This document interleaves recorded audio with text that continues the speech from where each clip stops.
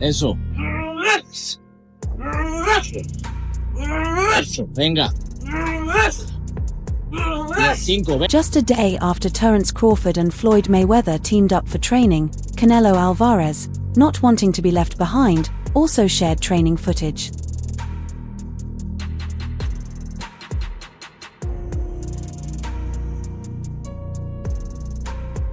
As expected, it triggered numerous reactions from both boxing fans and professionals.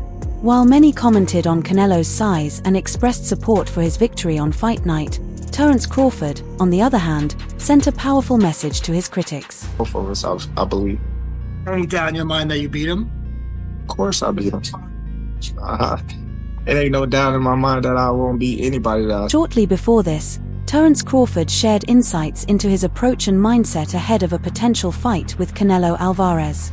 The matchup between Crawford and Alvarez is rapidly becoming one of the most eagerly awaited in boxing history. With two unique fighting styles, contrasting personalities, and legacies at stake, this showdown is set to define an entire era of the sport. 1, 2, 3, 4. Eso. Crawford, renowned for his technical precision, has firmly established himself as one of the best pound-for-pound fighters in the world. His victory over Errol Spence Jr. cemented his dominance as the undisputed welterweight champion, but now he's set to move up 2 weight classes.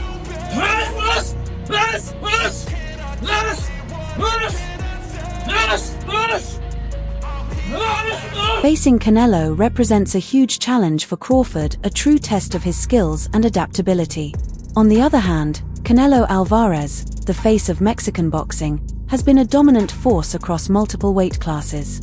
Known for his power and ability to adapt to any opponent, Canelo brings a wealth of experience, making him a dangerous foe for anyone in the ring.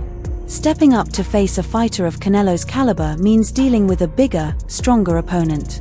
It won't be like any other fight that he's fought recently, and it'll be a well-fought fight for both of us. Great fighters test themselves, no matter what the odds, Crawford said in a recent interview. According to him, Canelo enjoys a natural advantage in size, reach, and weight, which could pose challenges for the lighter Crawford. Additionally, Canelo's powerful punch will be a factor, and Crawford will need to find a way to neutralize that power. It's about testing yourself, Crawford added.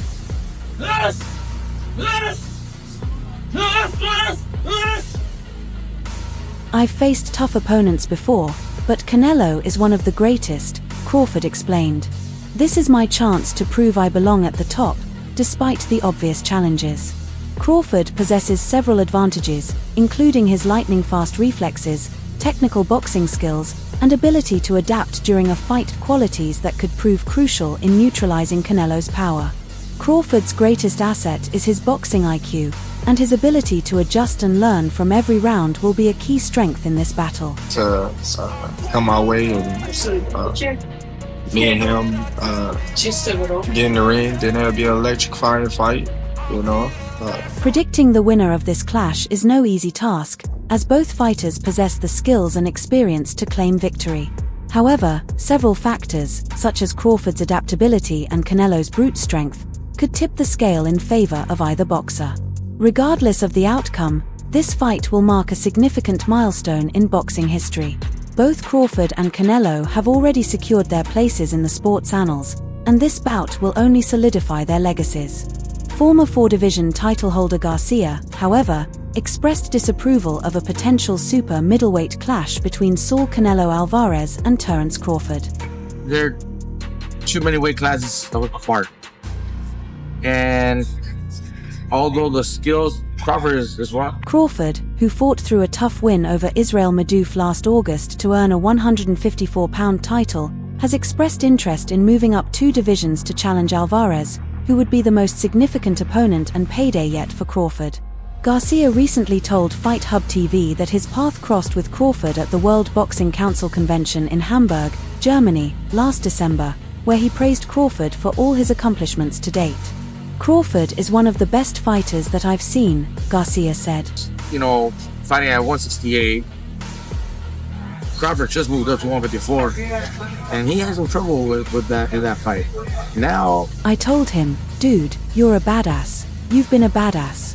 You don't always get the recognition because of politics in boxing and favoritism here and there, but he truly does have the skills. He's a great fighter, and he's proven it multiple times, Garcia said. However, Garcia still questions how Crawford, who fought early in his career at lightweight, would handle Alvarez at 168, where Canelo unified the division and has yet to lose a fight. Alvarez has faced the likes of Gennady Golovkin, Caleb Plant, Billy Joe Saunders, Callum Smith, Jermell Charlo, and Jamie Munguia, among others, at 168, making him the most experienced fighter in the division. Where do you plan on going, 164, 165, or 166? Garcia asked. where do you plan on going? 164, 65, 66? Yeah. Canelo ain't gonna come down to 160. Yeah, Canelo ain't gonna come down. Canelo isn't going to come down to 160, maybe 166 at maximum if he accepts, Garcia said. I think Canelo wins that fight based on just the size, the power, and the size. Now, skills-wise, I think Crawford is a better skilled fighter, but the difference in size will be the deciding factor, and that's why I'm not even a fan of that fight. Garcia went on to acknowledge Crawford's incredible achievements. The 37-year-old from Omaha, Nebraska, has accomplished everything he can across 4 divisions between 135 and 154 pounds. He also recognizes the financial elite. Maybe 166 max if he accepts. I think Canelo wins that fight based on just the size. Pay-per-view to watch it. Is the skill level of Crawford equalize the weight, in your opinion? I think if they fought, they'd obviously be the same weight, would they not? Yes. So. Maybe not the best person to advise Crawford right now, after losing to a man who was about 50 pounds lighter than him a few weeks ago, Fury said, acknowledging his own recent loss. However, the 2-time world heavyweight champion had some warnings for Terence Crawford. Speaking to TNT Sports Boxing, Fury agreed that weight was the deciding factor in the contest, giving Crawford a chance to beat Canelo had they met years ago in a lower division. But backing the Mexican at super middleweight, where the contest would absolutely take place if it happens. Crawford going from 47 to 68. Maybe he would bring Canelo down to 60 or 54 or something, I don't know. Yeah. But yeah, I don't know. Do you have a favorite? Canelo has categorically ruled out dropping any weight, which aligns with Crawford's goal of testing himself to the limit by moving all the way up to 168 to 14 pounds more than his last outing. Whether or not the fight can be made remains to be seen, with the American much more eager, but the Mexican admitting that he will take the fight for the right price. The significant weight disparity has become a point of contention in the boxing community, and Mike Tyson shares this sentiment. Who knows? That smile's telling me something else, bro. I think it might be on the line, no?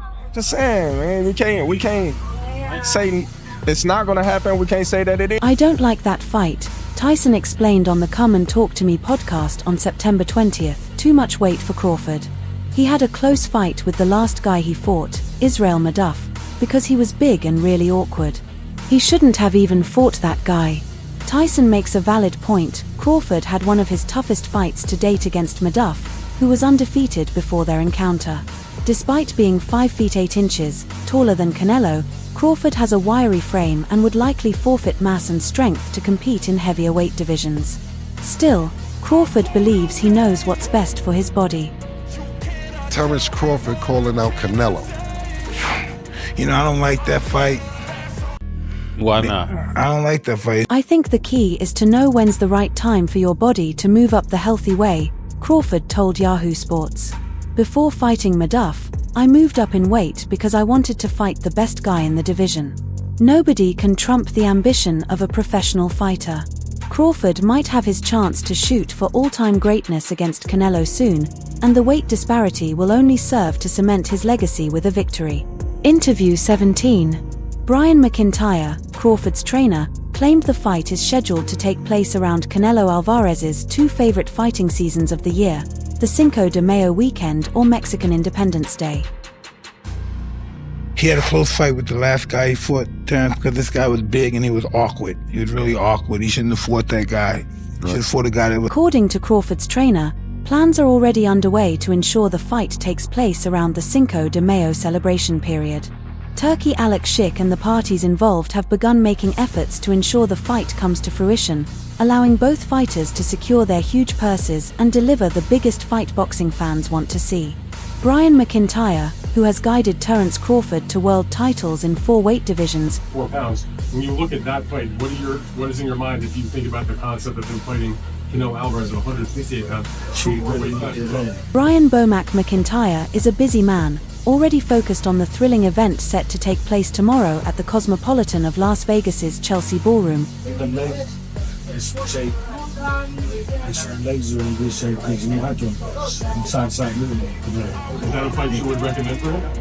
As expected, the talk of this once-in-a-lifetime matchup has sparked a frenzy of speculation and rumors.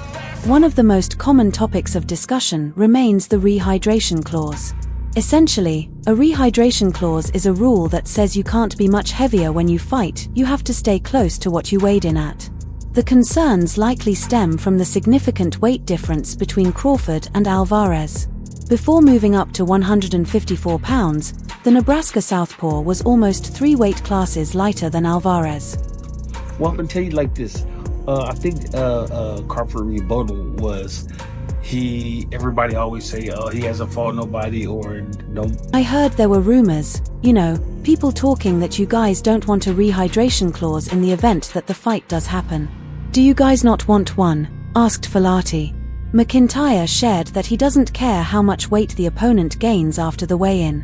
If the opponent gains too much weight and becomes sluggish or negatively affected by being too big, then that's the opponent's issue, not his or Crawford's, McIntyre responded. I don't give a damn about that. It only gets so big, if it gets too big, then that's on him. The reporter pressed further, asking if BAC still believed Crawford could win the fight without a weight limit for rehydration. Back expressed full confidence in Crawford's ability to win the fight, regardless of the weight issue. Everybody that he fought was a no-name, but I'm gonna tell you like this, what Crawford said.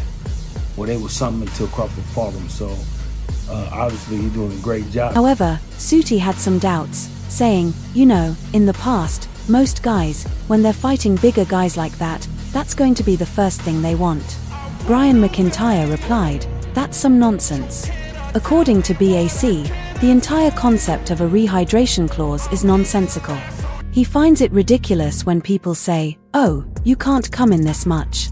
In his view, once the official weight is made, it's up to the fighter how they handle their weight afterward. Because he's making everybody look normal.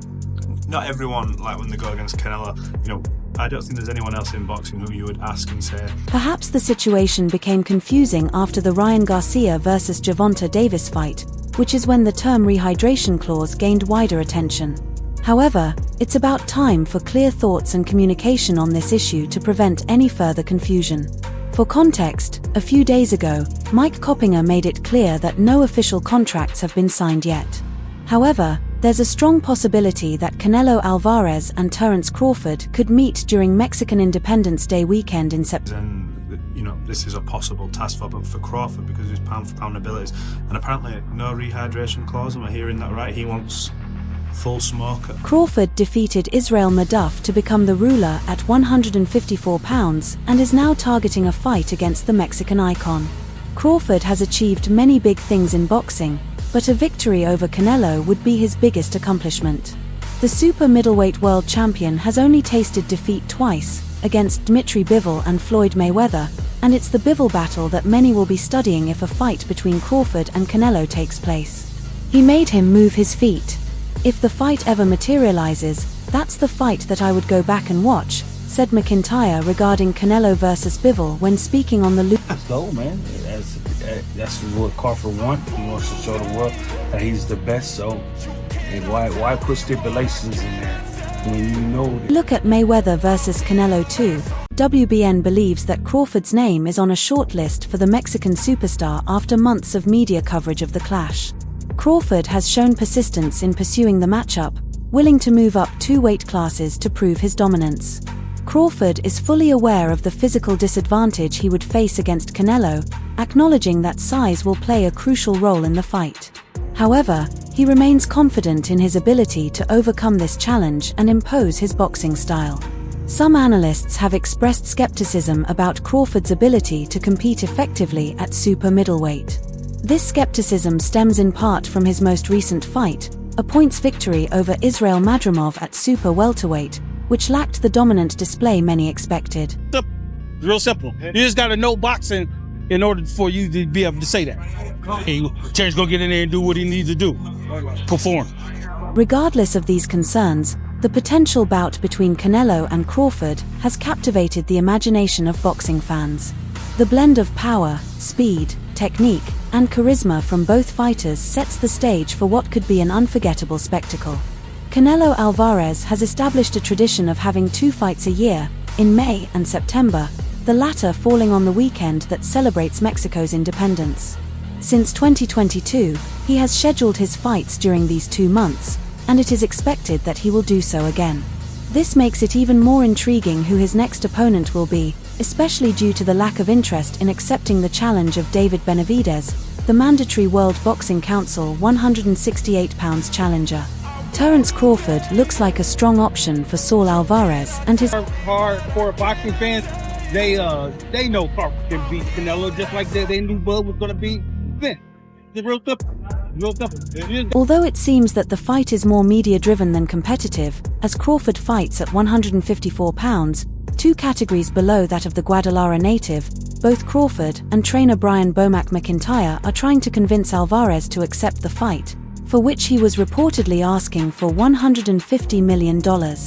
Given how unconvincing the fight against Crawford could be in sporting terms, and Alvarez's evasiveness in facing Benavidez at 175 pounds, Saul Alvarez might have other interesting options to open 2025 in the ring. We're with now, or are we still waiting for that second fight to happen? I don't know, man. I don't know. They still gotta go, gotta work things out and see where they go from there.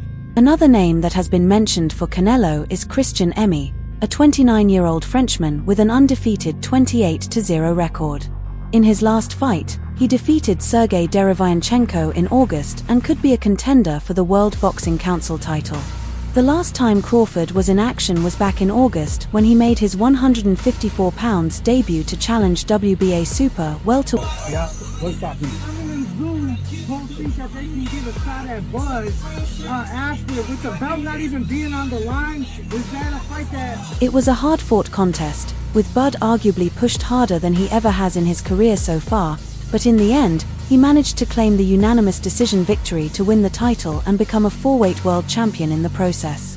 Having experienced firsthand what it's like to face Crawford, Madrimov has now given his prediction while speaking to Boxing News and didn't hesitate to pick a winner. There's loads of things going around at the moment, including a big clash with Canelo Alvarez. Can you tell us what's going on in that situation, and can that happen next? We shall see. It's a very different weight class. Canelo will win, I think, Madrimov said about the potential fight. He himself returns to action next month when he looks to bounce back from the defeat to Bud, as he challenges Virgil Ortiz Jr. for the World Boxing Council Interim Super Welterweight title. The Uzbekistan fighter isn't the only one making bold predictions for the matchup. I think this Canelo will win. How?